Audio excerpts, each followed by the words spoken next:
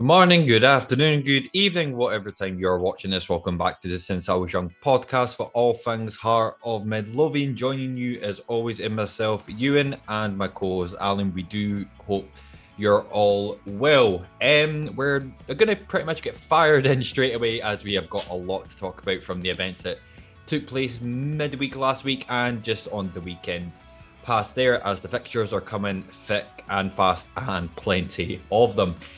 So we're going to talk about let's just say the very disappointing, Alan, considering how well we actually played, last Thursday, against Zurich. I would say so. I'd go along with that. Exactly. So we'll talk about the events that unfolded at Tynecastle last Thursday on our second leg of the Europa League knockout stages, where we were beat by 1-0, 3-1 on aggregate to FC Zurich, but none to worry at all, because we did actually get a big consolation prize as we compete now in the Europa Conference League, which the draw for the group stages was just made the weekend there, or on Friday, Alan? Yeah, was that right? Friday. On the Friday? Yep. So Friday, so we'll talk a wee bit about our opponents and teams in our group as well, and we will also look to the game that unfolded also at Tynecastle yesterday, as we record this on a Monday afternoon, where we had a very interesting game against St.Johnstone, where we just managed to scrape all 3 points in a 3-2 victory over the boys from Perth. So we will talk a bit about that as well, or more specifically, Alan will talk a bit more about that, as I was working hard as always. And lastly as well, we'll end on the League Cup fixture against Kilmarnock that will take place on Wednesday. Not important at all, but we feel as if we have to talk about it anyway. So that is your jam-packed podcast for this afternoon, morning, or evening, wherever you are. And as always, guys, before we get started as well, if you're not subscribed to the Since I Was Young podcast via our YouTube page, please think about subscribing and smash that like button, as always, as it greatly helps us out as well. And if you want to get in contact with us via our email or various social media accounts, they are all in the description and on screen, whatever platform you choose to use. So yeah, that is pretty much it. So Alan, we have to talk about it. Dirty Maggie Jorge, but we'll get back to that in a wee bit. See, look, that name stuck, mate. See, for all that time, you hated it, but then honestly, mate, it sticks out fucking like a sore thumb now, man. But of course, we will get to that in due course. But of course, the second leg of the Europa League was a knockout fixture against Zurich. You, of course, were at the game. I was watching it on the TV. Even from the TV, Alan, from the get-go, the place was bouncing. The place was electric. From the get-go right through until the last was a minute of the first half. I've got to say, we were absolutely outstanding. Absolutely outstanding. We got right in their faces straight from the get-go. Just to name a few players, Alan Forrest, I thought, was absolutely brilliant in the first half. The Barry Mackay is always the magician himself.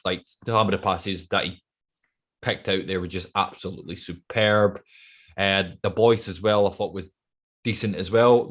Pretty much the full team for the first half, 45 were absolutely brilliant. But like I said, you were at the game, so I'll give a you was your account of the first half against FC Zurich, my man. Yeah, I think to start with, I think you're bang on about the atmosphere. Those that know me know I don't live too far away from Tynecastle. Not going to disclose exactly where, but not too far. So the atmosphere around Gorgie in the build-up to the game was electric. You could hear fans and pubs up and down the street, and I believe there was quite a few in the Shandon as well, just up the road. So the fans did their bit. The atmosphere, like you say, was fantastic. For the most part, it was fantastic. We did have that typical spell at Tynecastle where I think all the fans sit down and realize, okay, we've got to watch Hearts.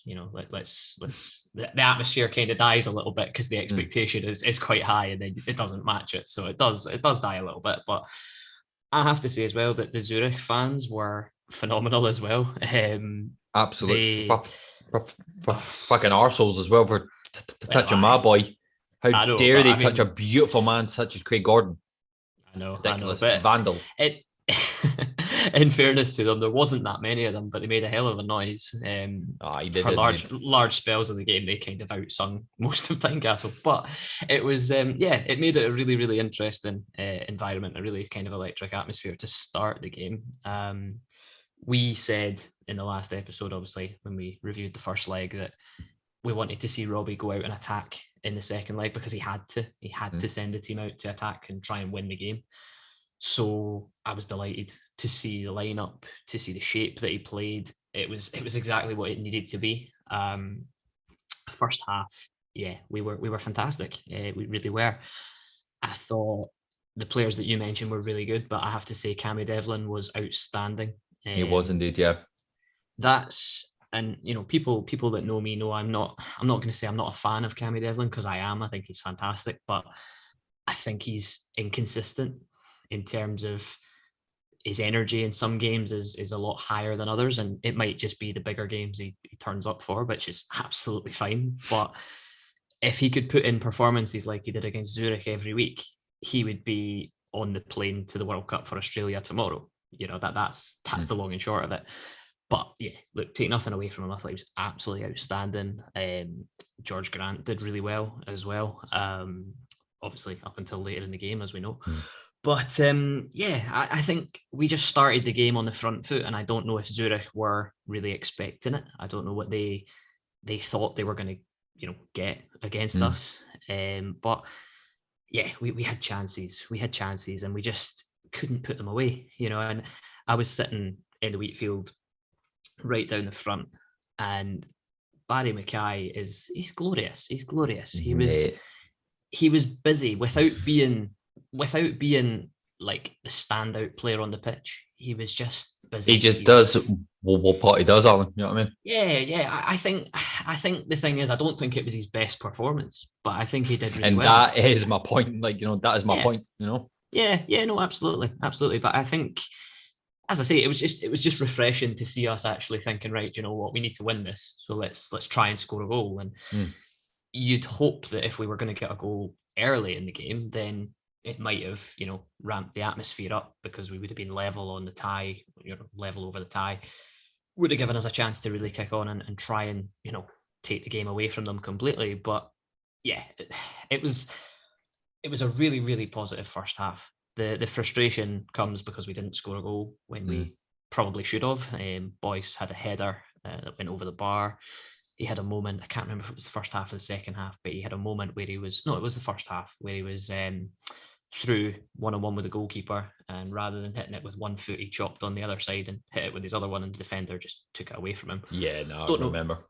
Don't know why he didn't shoot, but that's Liam Boyce. He can be frustrating at times, and I'll speak about him later on when we talk about St.Johnstone as well. But yeah, look, the first half was exactly what we wanted it to be, apart from no goal, of course. No, exactly. I mean, just to touch on a standout play as well, because I've not warmed kind of to him just yet as well, but I've got to give with a credit to Alan Forrest. I thought he was absolutely spectacular. Like, he was literally just getting in on that the right hand side in their faces, getting through on goal, taking shots as well. Like, he had a good opportunity as well, which I think was either deflected or was it or the keeper saved it. But I thought he was absolutely fantastic as well. I don't know if I necessarily agree with you on the Cammy Devlin thing. I think in terms of his energy levels, I kind of thought that even if he didn't have the best game, I would, from my was a point of view, I would naturally think that his energy would be the thing that doesn't dip, because you kind of see him going left and right, backwards and forwards. I mean, granted, he might not have the greatest games, but you know. I just think that, like, don't get me wrong, as I say, I think he's a really, really good player, and he was at his best against Zurich. Like that's one of the best performances I've seen Cammy Devlin play. I thought he was outstanding. For sure. There have been games where he's not been as good as that. No, of course. Yeah, I think as well, like, to talk about it briefly, I think we started the game with Devlin and George Grant in the midfield too. I thought they were brilliant together. Yeah. I really did. I thought George Grant was going forward when he needed to. He was helping out. He was putting in a shift. And Devlin was just mopping everything up behind him. You know, Devlin had a few moments where he'd lost the ball or he, taken a heavy touch, but he would always chase it down and win it back. And that's what Devlin does. I'm not, my point is not that I don't rate Cammy Devlin, because I absolutely love him. I would just love to see that level of consistency in every game. But it's difficult when it's such a high energy way of playing the game.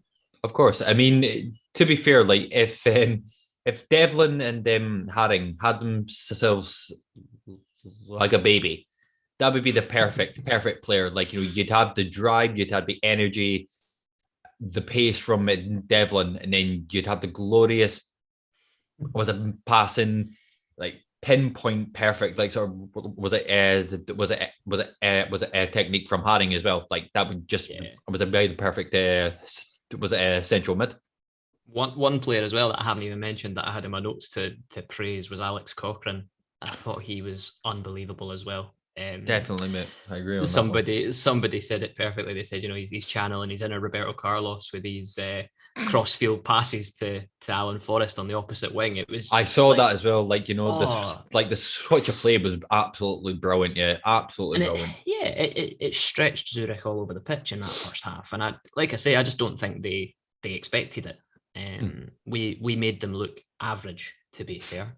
Yeah. But then, as I said to somebody at halftime, the frustrating thing is the game's going exactly how Zurich wanted to go. They don't need to score. Zurich didn't need to score a goal. They just needed to stop us from scoring. And precisely, there was an element of we didn't take our chances, but at the same time, Zurich were solid defensively as well, unfortunately. Exactly, Alan. Well, on that note, we may as well get in to the second half and talk about the big talking point that just completely changed the actual game. So you had Jorge Grant. He did fantastically well to get in to the box, like on the far right. Now, from me watching it on the TV, as well as I'd say most of the fans inside inside the Tyne Castle, and including yourself as well, the first time we're watching, 100% Stonewall penalty, 100%. And to be honest, before they shown the actual the replay itself, because I'm pretty sure the ref made his mind up pretty darn quickly before they shown the actual the replay on the TV. Now, the referee didn't have a great game, so this is where my defense, not for the actual incident itself, but my defense for Jorge Grant, it comes in. Now, his action effectively cost us the tie. However, and that's a big however, he shouldn't have been in that position to be booked a second time in the first place, because his original first booking should have not been one, which was for a challenge where he got the ball first of all, and fair enough, like the Zurich player, he did take a bit of a heavy tumble, but that's not his problem. He got clean and fair. They were doing that all game though. They were doing that precisely all game, the Zurich players. No, I think you're right. It was funny because obviously it was the second half. It was up the other end of the pitch from where I was. I didn't see him send him off. To be honest, I don't know what I was doing at the point. I was maybe speaking to the guy next to me or whatever, but I didn't see him go down. I didn't see the referee send him off. I saw the linesman going a bit mad, so I don't know whether it was the linesman that gave it or the referee, but one of them was 100% certain that it was a red. And So I messaged you at the time saying, is it I a know. dive or was it a foul? Yeah, no. And yeah, I watched it again when I got home, and it's a dive. It's silly. It is, yeah. But No, it is silly. the biggest frustration for me, having watched it again, is that if he takes one more touch of the ball in the box, a tackle's coming, and he might have won a penalty legitimately rather than having to Yeah. dive for it. No, But yeah, it's just quickly before you make your next point. I think, and I said this as well, it's very similar to the Toby Sibic and Alex Cochrane at Parkhead situation. You're on a yellow card already. Don't do something stupid. They did something stupid at Parkhead, both got sent off. George Grant thought he could win a penalty.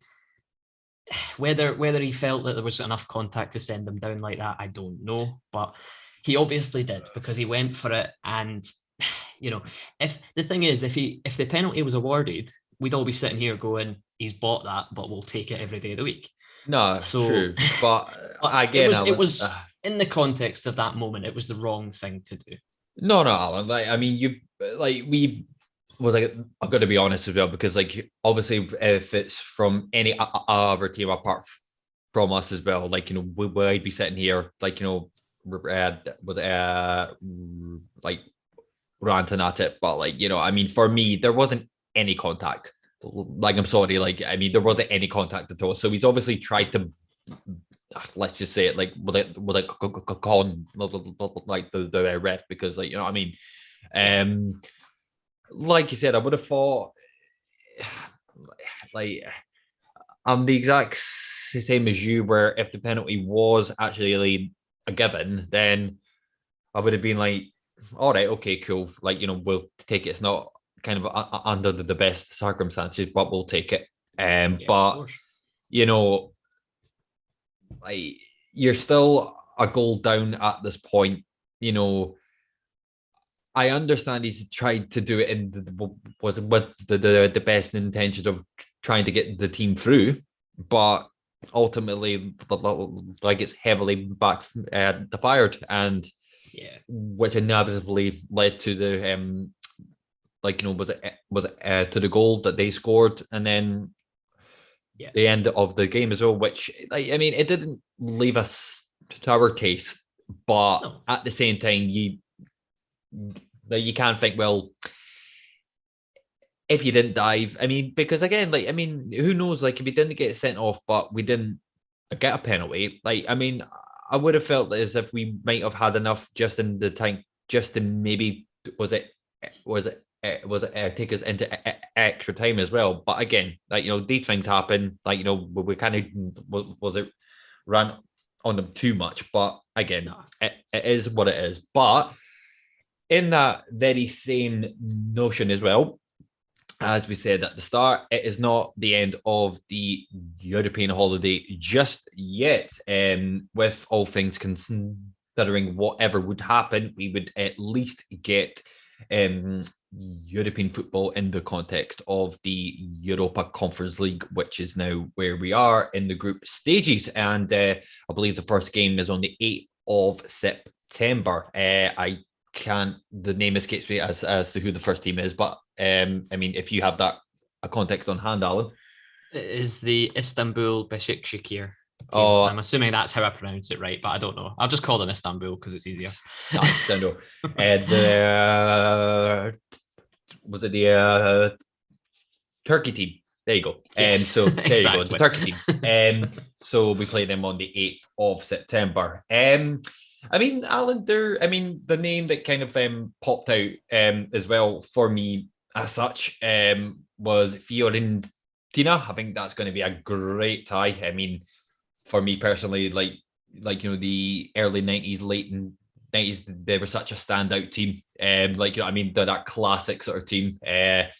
Was it? And yeah, I think that's probably going to be the standout tie, like, for myself as well. And who's the other, like, was it the Latvian?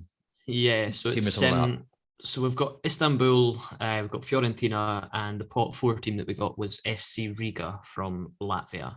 Nice one. Yeah. Just to talk about that as well, Alan, because, like, again, everyone's entitled to their own opinion, but we had a wee chat about it before we came live. obviously there's been a few Hearts fans like saying like throughout the fixtures that we've got and like in terms of like the teams that we're going to be playing, possibly what points sort of tally we can possibly with it conjure up. Now, I'll be very honest. Now, look, let's be real, right? From what we've done in the past 2 years, which we said many a times before, being was it demoted to the championship, coming straight back up, building the team up, getting was it sensible signings in, being in terms of our sort of status and stature as a club now, in terms of the fan ownership as well, how we did last year as well was absolutely incredible. And even to have group stage football, even if it is the Conference League, I'm still absolutely delighted about it. However, let's get real. Nobody is expecting us to top the group, and nobody is certainly expecting us to actually win the actual thing, right? I'm just happy just to have was it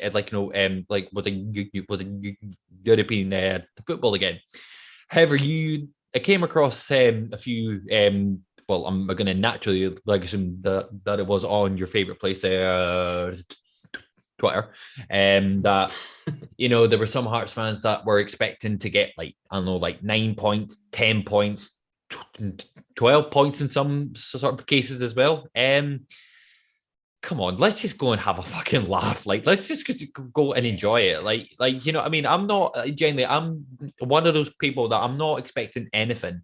If we do take something from some teams, amazing. I'll be absolutely delighted. But let's not get ahead of ourselves, because at the end of the day, even though we're in a group stage, a competition, the sights, well, in my view, the sights must be firmly set on the like on the league. That's that's where it's at. But yeah, you was like I said, I came a few sort of rants and tweets saying, oh yeah, we should be getting at least 9 points or 10 points, etc.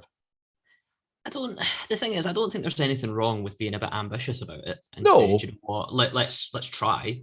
And obviously we had the Swiss champions over 2 legs, and the only reason we lost was we switched off 3 times defensively. So there is an element of, do you know what, we're in the competition that we should be in, so let's try and have a go. I think Fiorentina are, as you say, a very good side, not the side of the 90s that was no there. Of course not, but still, they're still unbelievable. They've got the boy Luka Jovic that was at Real Madrid and Frankfurt before that, when he was an absolute goal machine. So yeah, they're not going to be easy. I think it's a group that we could have got worse teams, or we could have got, by worse I mean harder teams, but at the same time, it's not an easy group. The Istanbul Başakşehir, they have Mesut Ozil on their books. Mate, I was wanting you to say that, mate. He was a bag of shite there. He was a bag of shite at Arsenal. He was overrated as fuck everywhere. I'm sorry. He's like, no, I'm listen, sound. people know me, know I'm an Arsenal fan, and I loved Ozil in the early stages of his time at Arsenal. Really, he's one of the best number 10s of my generation of football players, but his attitude towards the end absolutely stunk. And it was one of those, he didn't turn up for games and he was just a passenger in a lot of them. And then he's gone to, I think he went to Fenerbahce after he left Arsenal. I could be wrong, but it was Fenerbahce. He was there until recently. It was Fenerbahce, yeah.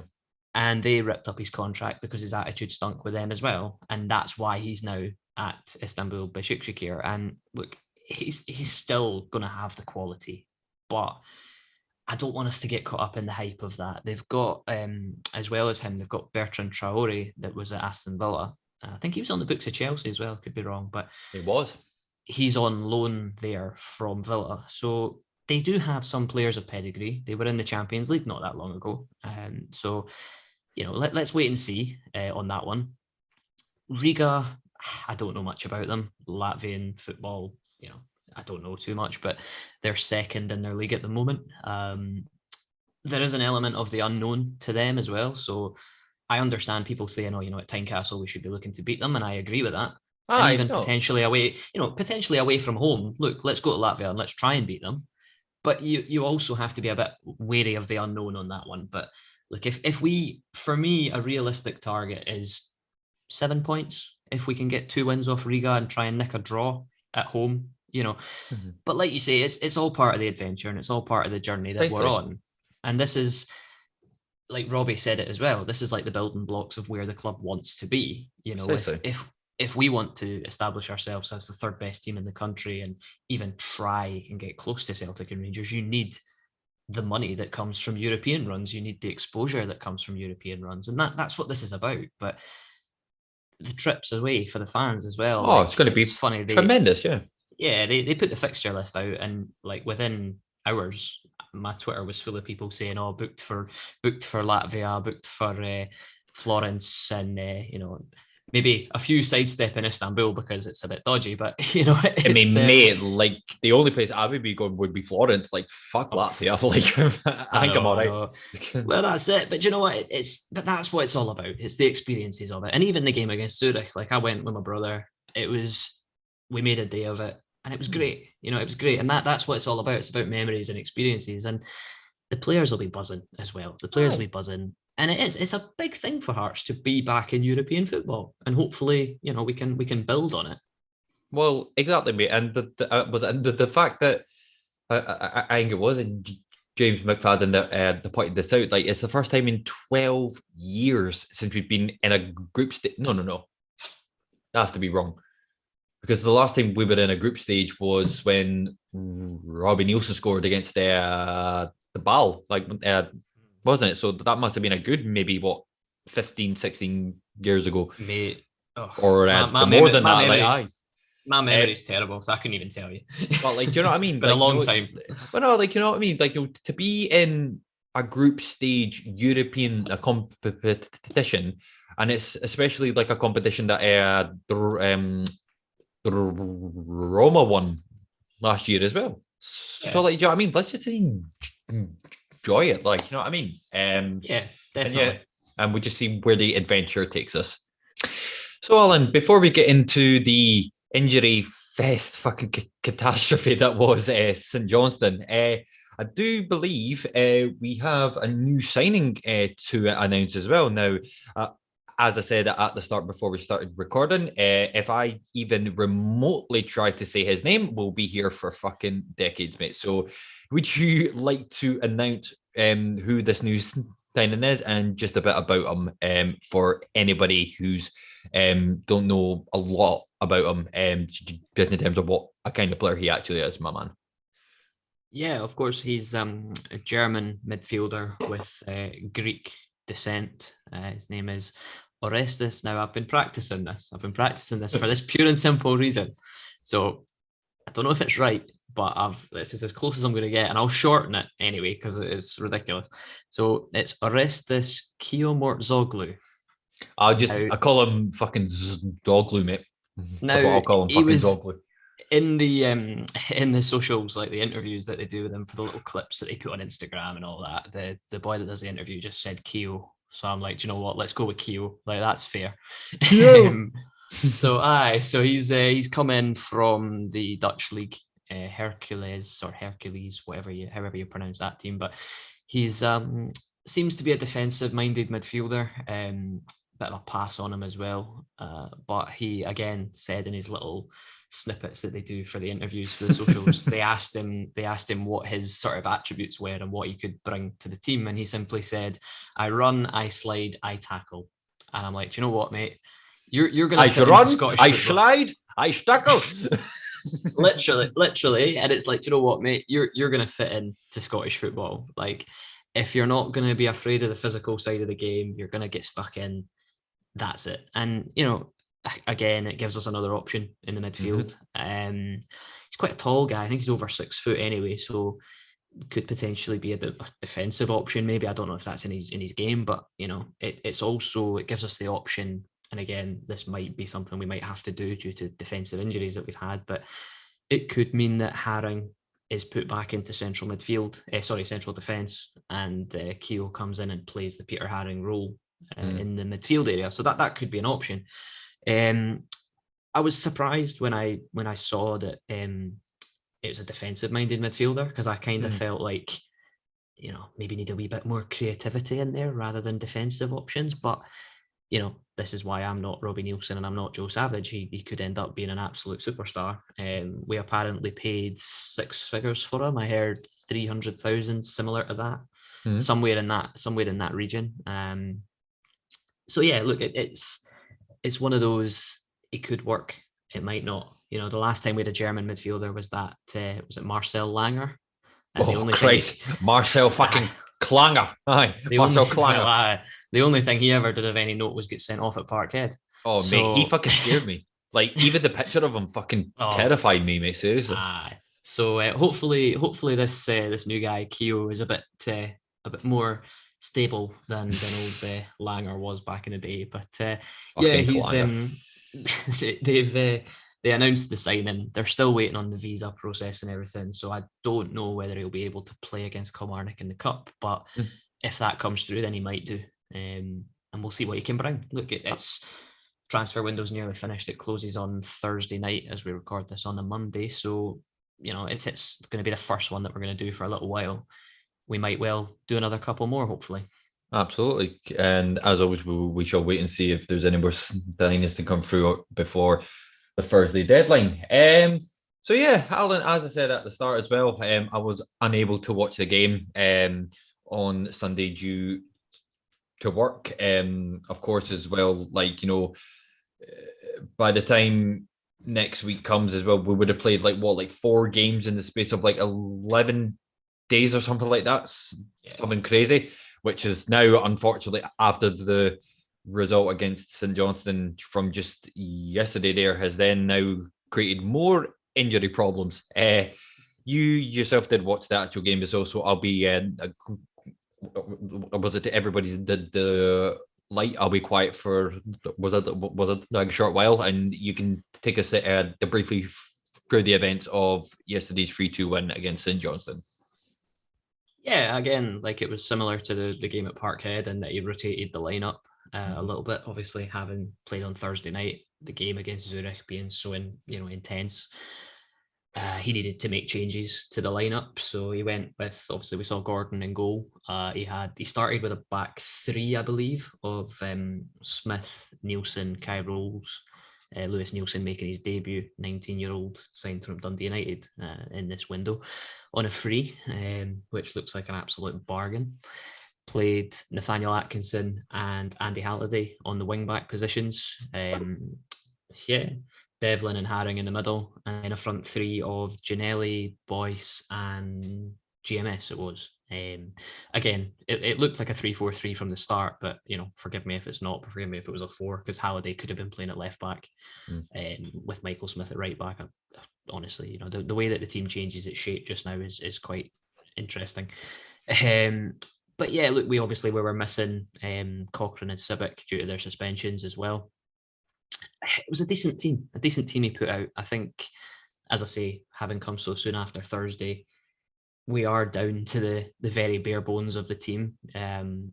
Kingsley obviously still out, Halkett out at the moment as well. So there were a lot of defensive players in particular that were missing for the game against St. Johnstone. So he pretty much played every defender that he had available to him in the starting 11. Game started, was it 10 minutes in, I think it was? No, it was less than that. It was about 5 minutes actually. Aye. And Gordon made the most uncharacteristic error that I don't remember making such an error like that for as long as I've seen him at Hearts. I think we all know that Craig Gordon's distribution and the ball at his feet is not his strong point. He's never been good at kicking the ball. Even when he was with us the first time, he was never good at kicking the ball. But that was a howler. That was an absolute howler. He passed the ball pretty much to Graham Carey, who was 25 yards out from goal. Fair play to him, though. It was actually quite a good finish. It was all right.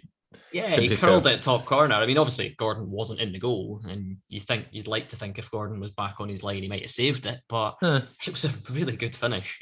But yeah, and I said it on Twitter that I think we're so used to Gordon bailing out his teammates when they make mistakes that it's like, well, the team had to step up and bail out Gordon for that one, and obviously as the game went on, they did. But yeah, it was just a very strange way to start the game. It kind of just came out of nowhere.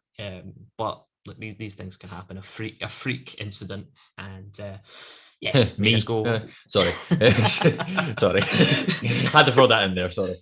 made us go 1-0 down. Which, yeah, look, I mean, we had enough time to turn it around. We had enough time to come back into it, which is what we did.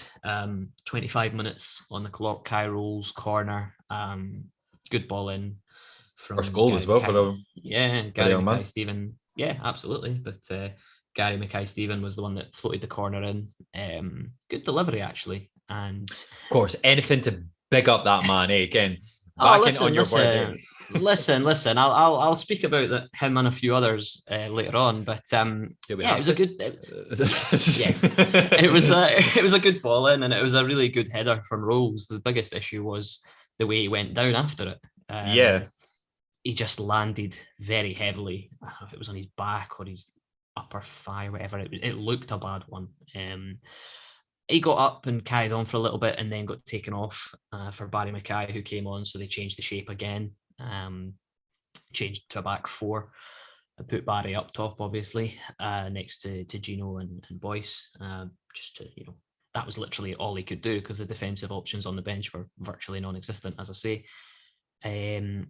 So yeah, Kai, I was delighted for Kai, genuinely, really happy for him to score his first goal. Been really impressed with him since he's been with us. He's certainly looked a real solid signing so far. So you just hope that injury is not too lengthy, and hopefully he's back up and about. But I think that one, and obviously there were a couple of others that happened later in the game, and Robbie after the game was asked about them and he didn't sound too convinced about any of them, so that could be an issue going forward, but we'll cross that bridge when we get there. And then 5 minutes after we made it 1-1, Ginelli plays a cross in from the right hand side and Liam Boyce heads it into an empty net from about 2 yards out. Now, what happened after he scored was very interesting. And I want your thoughts on this, because his celebration after he scored, I don't know, did you see it? Did you see the celebration? No, I didn't know, but you can explain to me. So obviously Liam Boyce, and everybody knows that I am a Liam Boyce fanboy, and I make no mistake of that, and I make no secret of that. I adore that man. I think he's absolutely fantastic. But there are certain fans and pundits and media that don't seem to rate him as highly as I do. And again, everybody's entitled to their opinions. I have mine, you have yours, others have theirs.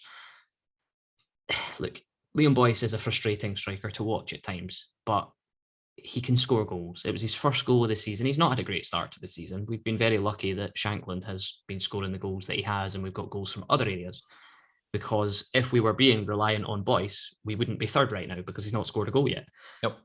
But anyway, so he heads the ball in from 2 yards out and starts doing this. It was almost like a, just keep talking kind of gesture, and it did trigger some people. There was some negative reactions to it. And again, I can understand those negative reactions. I had a interesting conversation on Twitter last night about it, in fact, genuinely, because people were saying, I think that's out of order that he's celebrating like that. It's promotes negativity, it's toxic, blah, blah, blah.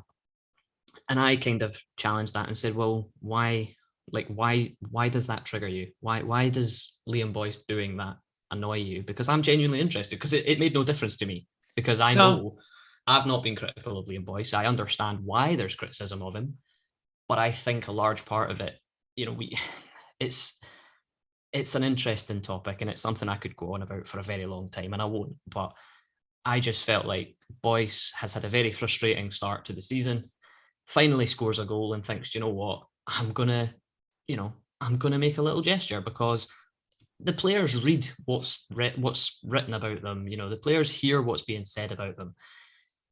Boyce will be as annoyed as anybody else that he hasn't scored a goal so far this season up until the game against St. Johnstone. So I'm not saying the criticism of him isn't fair, is unfair. But I just think, Boyce is very good. And again, like I say, if you're willing to dish out a bit of criticism, you have to kind of step back and go, all right, okay, he's responded. I don't like that. Do you know what I mean? I know. Do you know what I'm trying to say? I know, man. Of course, like was it like you can dish it out? Like you have to take it back. Like at some point, it's like, you know what I mean? I mean, exactly. To be honest, like I mean, you're saying that folk are being frustrated, and with yourself as well, you can sometimes be a frustrating the player, which I can agree on to some perspective in terms of maybe some of the decisions he makes in front of goal. But for this season in particular as well, look, we brought Shankland in for a very specific sort of thing to score goals. Now, Boyce, even at the end of last season and for this season as well, I think Boyce, even though he can score goals and he did well last year as well, right? Playing that number 10 role, to me, I think that suits him down to the ground because he's a very intelligent player. And that's where I think a lot of his creative side in terms of to hold up the ball, to to make assists, to drive on through, to have some opportunities to score goals as well. But of course, he does want to score goals, but for where he is and where he is on the actual pitch as well, that's not his main target to actually do. That's not what he's there to do. So, exactly. From my perspective, I don't think he's had for me, I've not been particularly frustrated with him. I mean, if he's on the team sheet, I think it's great. But I'm not thinking right. Boyce has to get his arse, was it like in gear? No, because that's not what he's there to actually do now. That's what Shankland is there for. And Shankland, that's 4 goals in 4 games now. Exactly. That's what he's there for. So in terms of, of course, in terms of folk making the criticisms about him, okay, cool. But again, if you're for example, if you're gonna have a criticism of somebody in general, are you kind of expecting that the person to stay sort of quiet about it? Exactly. That's 9 times out of 10. No, what I mean. So I think he's got every right to do it. Yeah, that's my point exactly. And I think if it annoyed you that he celebrated in that way and he made the gesture that he made, then you've got problems. You're obviously you're obviously one of those that is critical of him. And you know what? That's fine, because as I said last night on social medias, everybody's entitled to an opinion. That's what makes football what it is, and that's why we come on this thing and sit and waffle for however long we sit and waffle for. Some people agree, some people don't. That's fine. I think Liam Boyce is one of the best forwards we've had for many a year. Some people don't. We seem to have quite high standards or high expectations for players that play up front for Hearts. And that's because we are a big club and we want strikers that'll score goals every week. Yeah. And that's absolutely fine. That's absolutely fine. But as I've said many, many times, Liam Boyce, and you touched on it yourself, Liam Boyce is so much more than that. And I think that kind of goes underappreciated sometimes. Precisely. But yeah, anyway, it's an interesting one. And it was, at the end of the day, if Liam Boyce wants to celebrate in that way, that's his choice. Well, mate, look, let it go. Just one last piece of advice to everyone that just likes to go on to social media to have a rant, and I will, and I'll good yourself in this, Alan. Just come off. Feel free. Come off social media. I've been off it for 2 months now. Come and join me on the fucking Zen side. Find a tree, hug the fuck out of it. Honestly, mate, it's fucking great. Honestly, just come off it. You'll feel amazing, boys.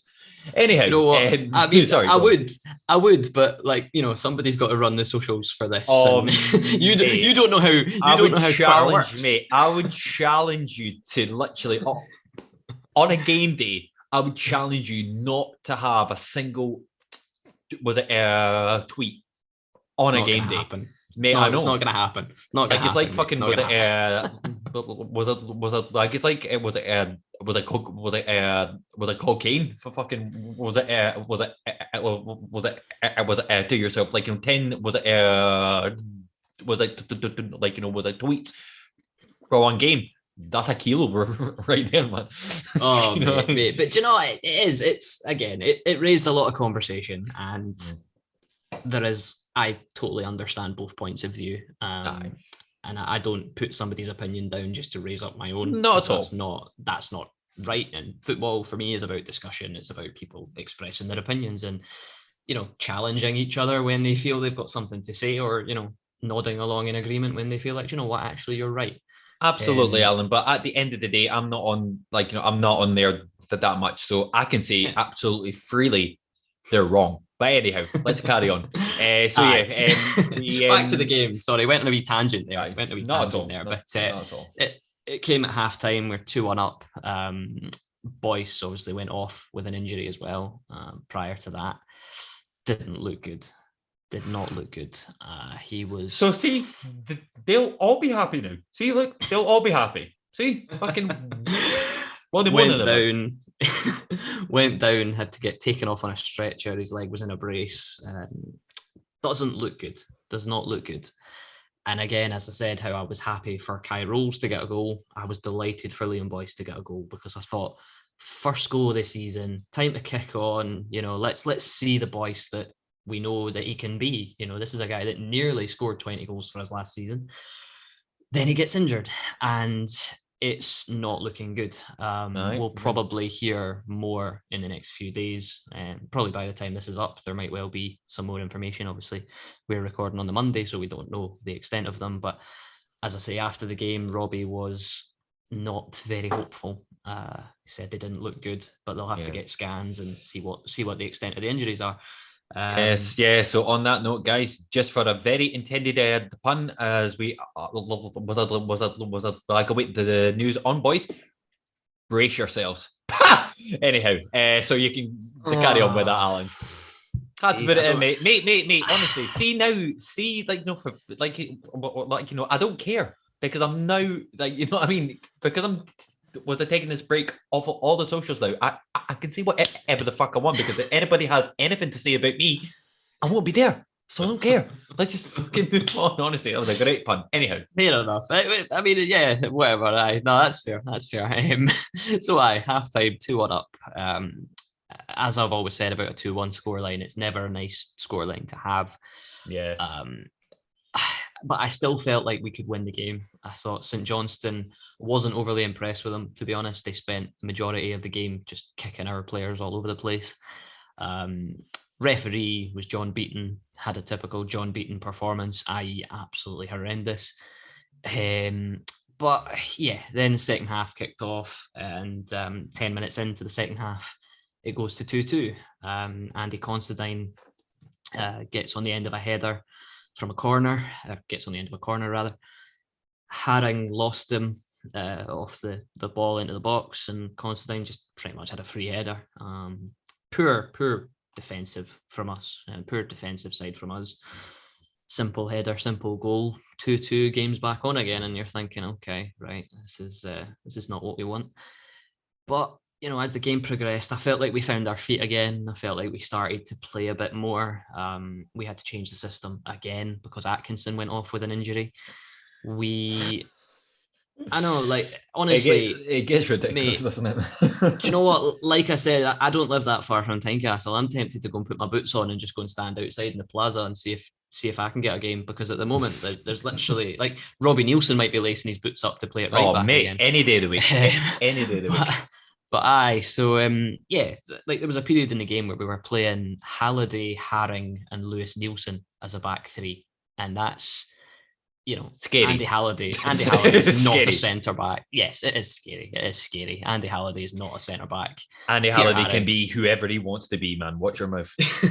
listen. I'll speak about. There's certain players I want to talk about afterwards as well. The game obviously progressed. We carried on. We started playing a bit better, and then Mackay wins a penalty in the last 10 minutes, just doing Barry Mackay things, just roasting defenders, and takes a kick and goes down. And I'm starting to feel about Shankland on penalties that I felt about Boyce on penalties, or that I feel about Kingsley on free kicks. It's you just know. He just looks confident. He just looks like he knows where he's putting it, and nothing's going to change his mind. And I love that. That is literally my favorite way of taking a penalty is pick a side, don't change your mind, and just put it away. And if the goalkeeper goes the right way and saves it, fair enough. But if you're confident that you know where you're putting it, you'll score 9 times out of 10. And it was a great penalty, sent the goalkeeper the wrong way. And like you said, 4 goals in 4 games for Shankland. He's doing exactly why we've brought him to the club. He's scoring goals, as you said earlier. He's really, really making a lot of people go, do you know what? He's actually quite good, isn't he? Yeah. And we'll see what happens with it. But in terms of, obviously the game then closed out. We won it 3-2. There was a few nervy moments, but I wasn't overly worried. As I said, St.Johnstone didn't really offer very much. Stevie May and who was the other striker that they had on the park? Jamie Murphy. That was it, Jamie Murphy. So they had the 2 of them, and they didn't really do very much.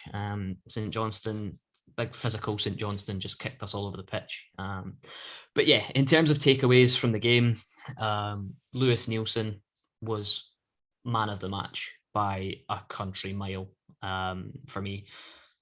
This is a boy who's 19 years old, has been playing in the B team for the last couple of weeks, I think. Has obviously been like a big shithouse and all. Oh, he is. Do you know? But it's funny because he's come in, and obviously he came off the bench at Parkhead and looked decent. They've started him against St. Johnstone, and he dealt with everything. And that's amazing. This kid's 19 years old. Dundee United, for whatever reason, I don't know whether there was some contract issue with them. He didn't accept the contract they offered. They had to then let him go for free. We took him, and he looks solid. He was coming out with the ball at his feet, passing it forward, dominating defensively, looked good in the air. This is a guy, and there was a lot of conversation around it. People saying, why is Robbie Nielsen playing Toby Sibbick ahead of this guy? And I'm going to get through a podcast without talking about Toby Sibbick at some point, but this is not the one. No, okay. I like Toby Sibbick. I want to be a fan of Toby Sibbick, but for me, I think the best thing for him right now is, to take a stint on the bench or play some B team games. Go down to that level. If the registration rules, I don't know how that works. He might not be able to. He might be too old for it, but if there's an opportunity for Toby Sibbick to play games that there's less pressure in, that's how he gets his confidence back. Lewis Nielsen right now is playing with confidence. Robbie Nielsen said after the game that there's comparisons with John Souttar in terms of his physique, in terms of how he plays the game. Obviously, you don't want to put that much pressure on a kid who's 19 of course years old. Not, yeah. But if your manager's coming out and saying that about you, you're obviously doing something right. And when you consider as well that the defensive shape changed 2 or 3 times during the game, he was the one constant through the whole thing, and he was fantastic. He was absolutely fantastic. And yeah, I'm just delighted for him, because he did an interview after the game, and they were speaking to him, and he says, he's learning a lot from the likes of Kingsley and Halkett and Haring as well. And there's a really, really good little player in there. And it'll be really interesting to see what happens with him, because we could have another little gem on our hands from Dundee United. So thanks very much. Another thing I want to point out as well, and I mentioned him earlier, is Andy Halliday. I'm going to couple him in with Gary Mackay-Steven and also Gino as players. Word. Fucking hell. Listen. Again, probably more so Halliday and GMS, but I'll throw Gino in as well. They're not glamorous players. They're not glamorous, but they do a job. And that is exactly what you want from a squad player. Andy Halliday, and I'll single Andy Halliday out.